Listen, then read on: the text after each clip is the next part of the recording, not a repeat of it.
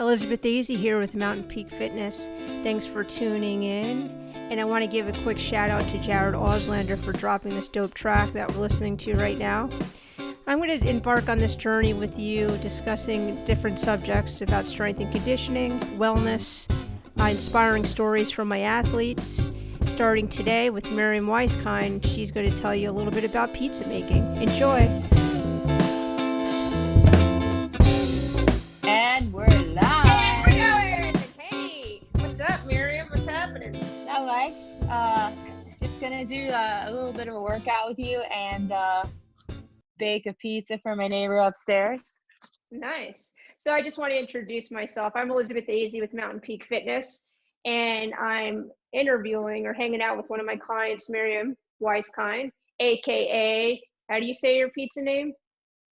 The Zara Report. The Zara Report. THEZA Report.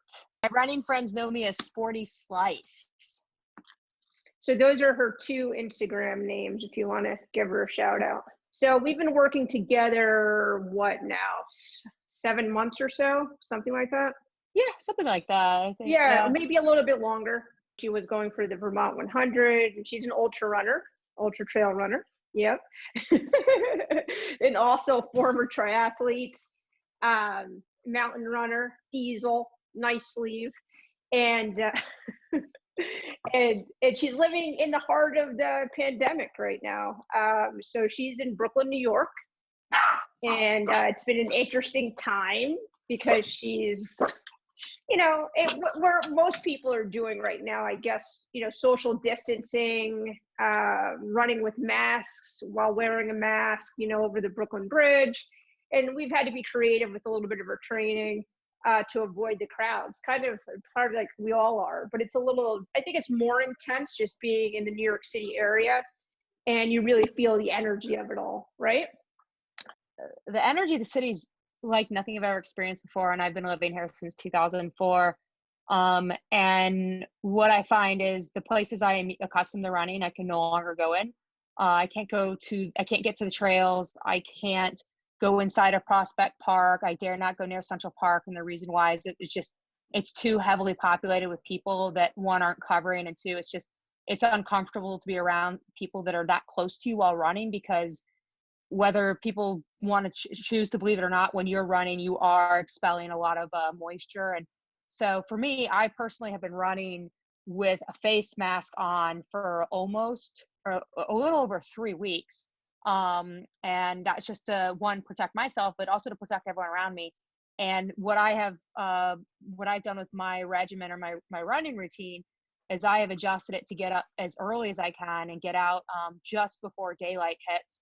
And I'm on streets that are completely empty. It's kind of surreal. And I run down the 4th Avenue in Brooklyn, which is the New York City Marathon route, and it's empty, no cars, no people.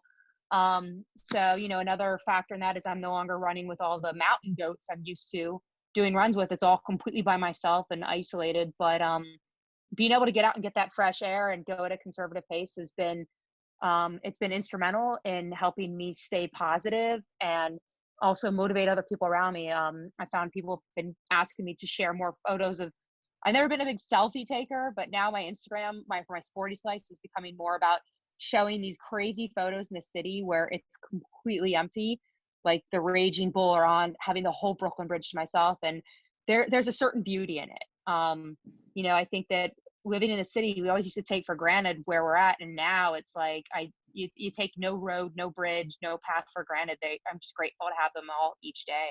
Awesome. Well, I'm 30 minutes. We're about 30 minutes from New York City, from the George Washington Bridge. So for me, it's been kind of a change to not commuting in a couple of days a week to see people.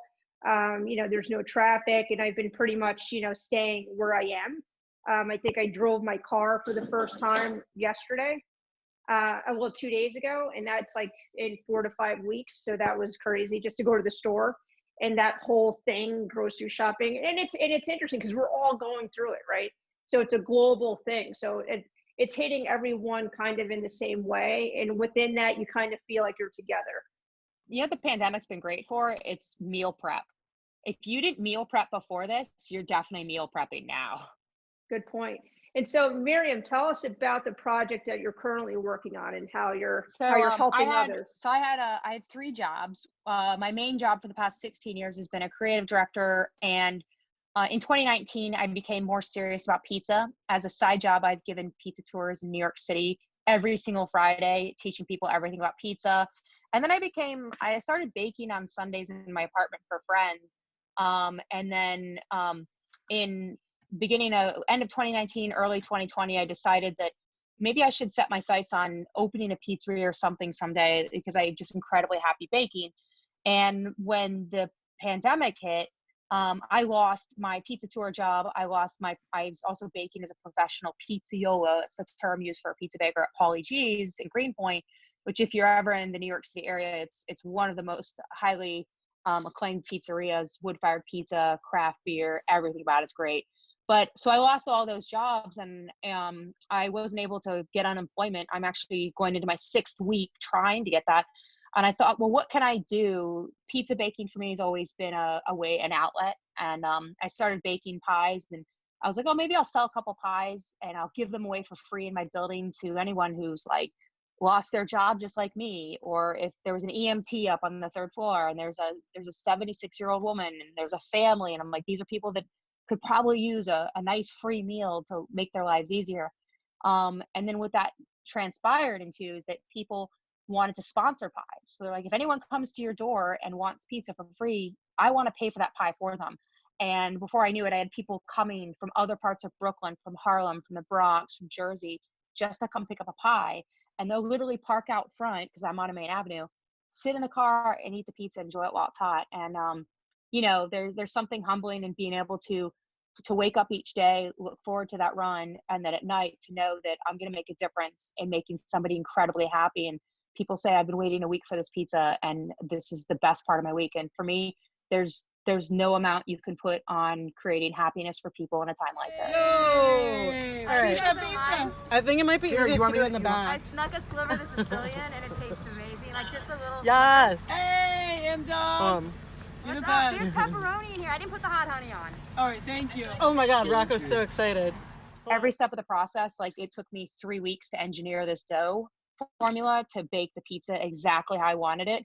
And you guys are going to see, I actually have 2 different formulas because I have 2 very different styles of pizza I offer out of my apartment. But yeah, so people are sponsoring pies now. People are saying, hey, here's some money, buy what supplies you need.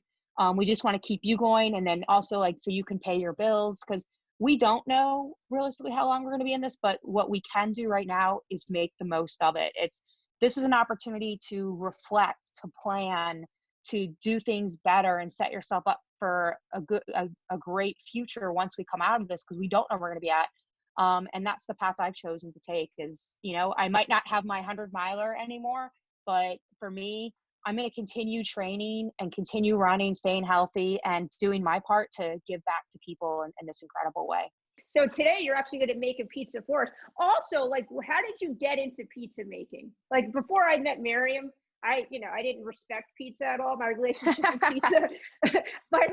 with pizza, I'm not a pizza eater. So it's like, I thought she was crazy. I was like, well, she's spending so much time and the dough, and she's eating, and all of her photos are pizza and pizza. And now I'm intrigued by it. So I'm just like, what is it? And she goes through, and she goes live as well on her Instagram feed of her actually making the pizza and talking about it. And let me tell you, there's so much to it. Beyond, that the love that she's putting into it herself. I mean, there's just so much to it. I can't even start. So today she's going to give us a little glimpse of, what it looks like to make a pizza. She's already made the dough. And how long does it take to make dough? And all the different, look, she's like, there's this dough, there's that dough, and you can't get. Let me get some visual aids for you. Yeah, exactly. Get a visual aid. Because I have no idea. Let me get the visual aids for you. I think it's crazy. I don't think she's crazy anymore though. Oh no, I'm a little crazy. So the dough that I make is, again, it's flour, salt, yeast, water. Science as to how much I mix. I use a 72-hour. I age my dough for 72 hours because the longer you ferment it, mean that it sits in this box and the yeast eats the sugar and the flour and it creates gas. the more flavor it gets. So like traditional pizzerias, you'll go in, they do 24 hours. There's so much love that goes into the pizza. This right here is a batch of dough that was made on 4/16. This is Saturday dough. So this proofed in one fridge, and then I moved it over to mine. And you can see here, I'm gonna take the camera and flip it around and let you guys see what's going on here. This is pretty cool. So you can see here, this is starting to come to life. Those little bubbles right there, that's the gas. And then when the dough is ready to go, it comes to life more like this. And this has got a lot of gas in it. That's carbon dioxide and alcohol. It's pretty cool stuff. But you know, the process of making pizza dough is complicated. There's a lot of love that goes into making the pizza. And I think that's part of why my pizza tastes so good, is that it truly is a labor of love, and it's not something that I create to make money. It's more to create happiness, and that translates through the pizza when they eat it. And I'm excited to bake a pie for you. But so this is the pizza dough. I bulk ferment, which means I put it all in one container and I let it age for 3 days, and then I break it apart and put it in containers like this for the day that I'm going to bake. So yesterday's dough was prepped last night. This is tomorrow's dough, and then Sunday's dough is in a fridge in someone else's apartment right now getting ready. So it's a whole process. It's a whole process. So what is like the big difference between like what you're doing, making your dough and so forth, and the process that you're the love and everything that you're putting into it, versus like going to your, you know, getting a regular slice, you know, from the corner shop? The corner shop is generally I say the cheaper your pizza is, they're going to sacrifice the quality of the ingredients. So for me, you know, I'm using this flour here, which is Caputo Americana. It's not bleached, it's not bromated, and then I'm combining it with King Arthur flour, which again, it's an organic flour that's not bromated, it's not bleached. And given that we're in the pandemic, I had to sacrifice a couple things, but I was able to at least get my hands on really good flour. The quality of that flour is going to make you a much better quality slice of pizza. So when you go into a slice shop, you know, you'll pay $2 for a slice. It's generally using a flour that's bromated and bleached. It's not as good for you. It tastes good, but it's not healthy for you as much as this one is. The tomatoes I'm using Bianco di Napoli. Let me show you what this can looks like. It's beautiful. Whoop, dropped it. It's okay. You can do a suitcase carry with that. See, Yeah, cans of tomatoes perfect. are really good for curling, right? Okay. So this is an all organic tomato from California, whole peeled tomato. I add a little bit of salt, oregano. That's it. That's what I use for my yeah. And I use a different sauce. I use a 50-50 blend for my New York style pies. We're making a margarita pie with pepperoni, so it's gonna get this one. And this is all prepped and good to go. But I like to keep this can out again because I don't have a ton of kettlebells, but this makes for really good strength training. Engage that core. Yeah. Right? Yeah. Ooh, There you go. there we go. I think it's about a 5-pounder. It looks pretty big. Yeah. All right, so you right now, we're making a pizza for who? My neighbor upstairs, Roz. So she ran into me in the hall this morning and said, are you only baking on certain days that are on the menu downstairs? I said, no, now I bake pretty much every day. She goes, do you have any left? Because I see that you're sold out for 2 weeks. And I'm like, I got a piece of dough for you. She's like, can I have it for lunch? And I was like, yep. And I was like, I got to do something with my coach. So how about I bake you the pie that I'm gonna bake for this interview? So Yeah, we're gonna go ahead and bake up her pie. And I'm gonna go ahead and get started. I'm gonna take you guys through the process I go through to make this. But so here's my dough, and what I'm gonna do. So I'm gonna put a little bit of flour on there. That's just to help get it out. And then what I do is I pop the dough into a bowl of flour. And this dough, by the way, has been sitting out for about 2 hours to warm up to room temperature. Normally I only do an hour. This one I let it sit a little longer. Yeah, so what I'm doing is I'm taking the dough right now and I'm just getting a lot of flour on it. Now when dough you're making a New York style, or what are you making? No, this is a margarita. This is what you call older school New York pizza. So I go for like a coal-fired, wood-fired taste. And what I do with the dough is, the dough actually has, and you can see this, that little bubble right there, that's carbon dioxide and alcohol. That's what happens when dough proofs. The yeast eats the yeast eats the sugar in the flour, and these sugars, when it happens, they create this gas, and that's what creates crust. So I'm going to go ahead and get this stretched out. I have a pizza peel behind the phone, which you guys will see in a second. I'm just going to go ahead and put some semolina on there, and you guys will see this in a second again. Just like to get everything prepped. Boom. So if you thought prepping for an ultra was one thing, prepping for pizza baking is a whole other. And the way that I stretch this, it's going to be totally different than what you'd see in a pizzeria. Again, this dough, I want to treat with a lot of love. And I would be very gentle with it because I put so much time and effort to create it. So the love that you put into your pizza. How long does it take you to make dough? Like to prepare it? I know you're waiting for a long time for it to do whatever, but how long does it actually make you to, how long does it take to make it? To physically make it, it's about 30 minutes. Okay. I do it every morning after my workout. So, and since I'm delivering inside of the building, I'm actually going to just take it up to her on a tray. But again, I'm just opening. Yeah. And that, you know what, the nice thing is that saves me a box. I look forward to saving my boxes just because I am waiting on a delivery from a box company. And so what I've had to do is that when I leave the apartment once a week for groceries, I actually go to pizzerias and I do rounds and I ask them for extra boxes that they're not using. Because right now, a lot of pizzerias are not doing, oh, that's a huge pie. That's beautiful. Let me show you what this looks like. A lot of pizzerias are not using their smaller boxes. And I'm using 10 and 12-inch boxes. So there's our dough, stretched out, it's round. That right there, we're gonna just go ahead and pop that because that's gonna burn. Some people love the crust bubbles. I am not a fan of them on the edge, but I will leave the little guys there. So we'll just decompress that a little bit. And then, so this is my aid station over here. Someone just rang my doorbell, which is awesome. These are ciabattas I made this morning. I took some sourdough starter and I made some fresh bread. So here's my tomatoes, Parmesan, pepperoni. There's my mozzarella, and then basil. This is actually about 2 weeks old. It's my bouquet of basil from the Italian gift shop, or Italian butcher. Actually, I call it gift shop butcher. So what I'm going to do is I'm going to go ahead and I'm going to bring those over here, and I'm going to let you guys see me how I top the pizza. Frankie Joe.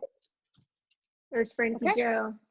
There's Frankie Joe Buttons. Can't pick her up right now though because my hands have been washed and they're making pizza. All right, so you get my cheese.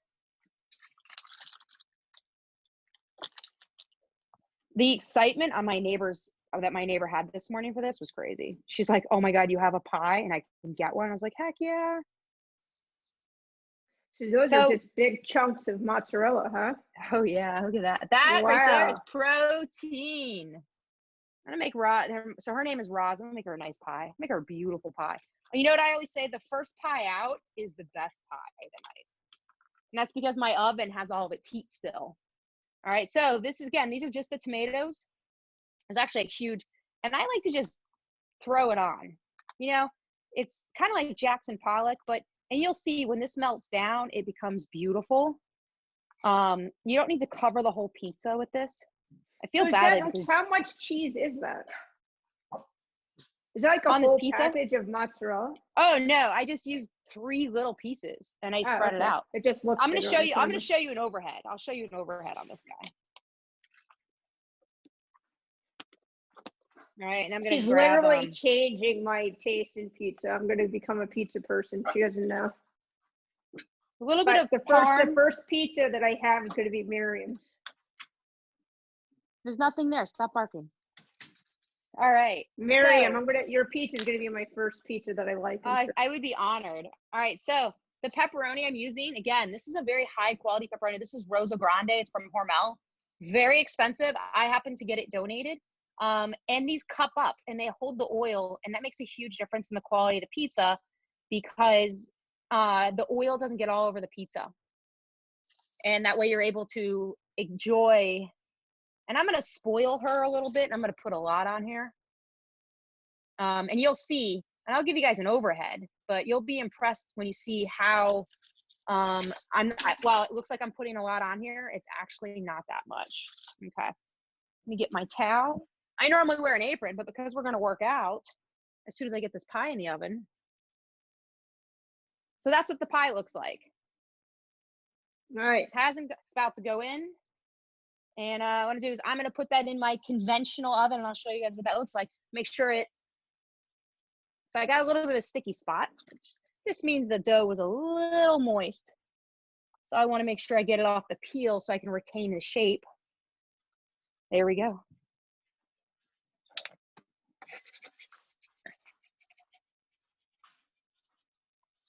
And that's gonna be a beautiful pie. Okay, so now it is 1:12. Which means I have about 8 minutes until that pie is done, and I got to rotate it in 4 minutes. So I guess that means we have some time to maybe do a little bit of core work. What do you think, Liz? Yeah, let's get started. All right, We're going to do a little warm up first. Slow it down. Slow it down. Get your knees up higher. Do you want me to put you in our normal spot over there? Yeah, let's go to the normal spot. Yeah. Alrighty. I'm glad I cleaned the apartment for you today. Brooklyn in the house. Let me make sure the tomato can is turned out. Oh, it smells so good right now. I'm gonna turn that up to 475.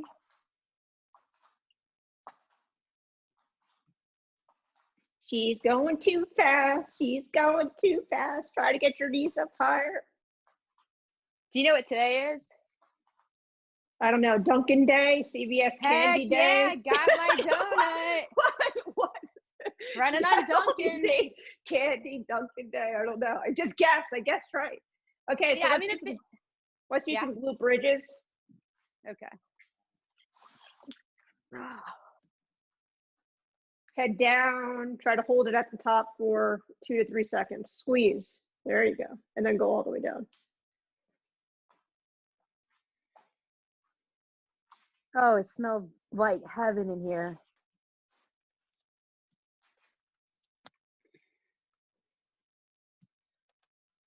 Nice. And let's go into a side plank. I fixed my little Band-Aid. I cut my hand open yesterday, but it's bandaged up. I sliced into it with a pizza slicer. It just seems like it's dangerous sometimes. It is. It can be. And switch. So how long does it take to make the pizza? The bake time's about 6 to 8 minutes. So after this side plank, which I believe is probably 30 seconds, I'm gonna pop that door open. I'm gonna bring the camera over, I'm gonna rotate and let you guys see what's going on there. It smells amazing.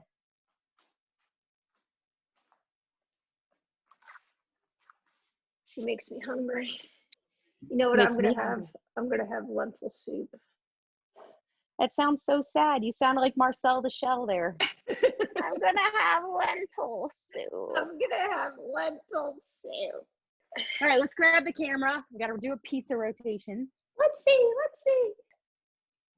You guys can see what's going on here. This beautiful pizza. All right, so it's got a couple more minutes, but it's gonna be done soon. Yeah, I rotate it because the way the heat works in the oven, it needs to be distributed evenly. Or it's not distributed evenly necessarily, but still there are certain hot spots, so I know where they're at. And if I rotate it, I'm trying to get a uniform bake on the pie. Slower. Be sure that your back is being pushed into the floor. Go nice and slow on your way back. If your back starts lifting, return to the starting position. Exhale all the air out. I wish I was keeping this pie. Why did I offer to give it away? Because it's for the so love. Nice. Single lift deadlifts with your, yeah, exactly. So we'll probably get one set in. For people to have a kettlebell in their home. They're super versatile. They're easy. They're not super expensive. And you can just do so many exercises with them. After this set, we got to get the pizza out. Gotta get the pizza out. And how many pizzas are you doing in the evening? 6.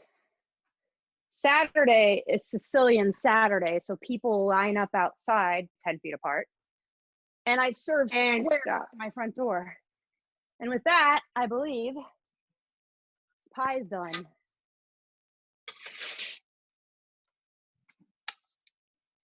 I'm gonna take a 20-second pause to tend to this pizza. Don't worry, while I'm doing this, I'm engaging my core. All right, overhead cam. wow, that looks really good. Right? Oh It's man, beautiful. Now I want to have a slice. Joe's going to be so bummed that he missed this bake. And then one thing you do when you're baking pizza, you always look at the bottom. See how beautiful that is? And then we got to dress her pie up because it's not done yet. This is not done yet. So what this is going to get now is we're going to do some fresh basil. And this basil I have is actually almost 2 weeks old. But I put it in a glass of water and I put a rubber band around it. And this helps the basil stay fresh. So if you're ever looking for a trick. Pro tip. Pro tip, yeah. And then to put basil on pizza, by the way, you're going to cut the herb because when you cut this, the heat from the pizza is going to pull the oil out and flavor the pizza better. If you put a whole leaf on there. Pro tip, yeah. hashtag pro tip. And if you have scissors in your house, you always have a pair that are just for cooking. FYI, don't cross-contaminate your scissors. All right, and then Roz actually asked for hot honey. And this is something new. I never knew people put honey on their pizza. It is. It's not any kind of honey. This is a hot honey. So it's got chili. It's infused with chilies. Yeah. That makes more sense. I didn't pick that up. I hope this is the best pizza of her life. She's from Miami, so it has to be. That looks amazing. And then Frankie Joe's staring at me like, where's my pepperoni? Not right now. So I'm going to go ahead and cut this. Let me grab this. Give me 1 second, Elizabeth. Mm-hmm. Apologies for that. I just to make sure it wasn't the Department of Labor. Can you hear me? Yeah. It's real. You wait for a call. You can pick up every phone call. Oh, this is beautiful. Wow, that is some cutter. Yeah, it went right into my hand last night. It didn't feel good. Jeez. That's why the hand is over there now. All right, so what I'm going to do, I'm going to take this upstairs. I'm going to let you listen to the dog cry for a little bit, and I will be right back. You stay. Stay.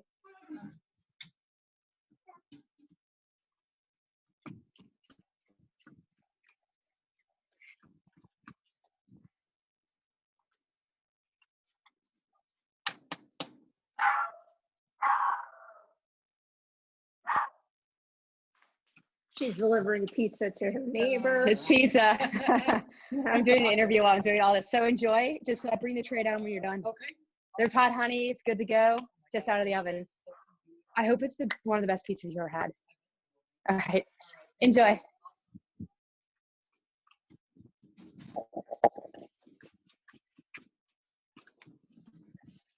Yay! Alrighty. Could you guys hear the audio upstairs? Yeah. That's awesome. Yeah, right. That's awesome.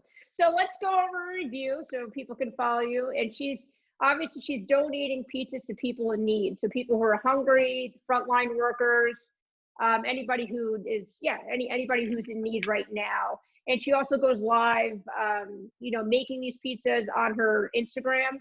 The Zara Portz, so the Z-A as in zebra report. So the Zara Portz. Right. And if you forget that, follow her at Sporty Slice. I'm sporty and I like to slice it up. So out of curiosity, where did the name come from? The Zara Report. So initially I was like, I'm going to write pizza reviews. And I started talking about pizza stuff. And then once I realized that I didn't want to write reviews for pizzerias, but I just wanted to talk about the amazing things they do. So it's more about like a report around what's going on in pizza, what's going on in baking, and just the whole community. All right, so we got you. Thank you so much for everything that you're doing, and I hope people follow you, and we can't thank you enough. Thank you. It's all about the love. That's what I like to say.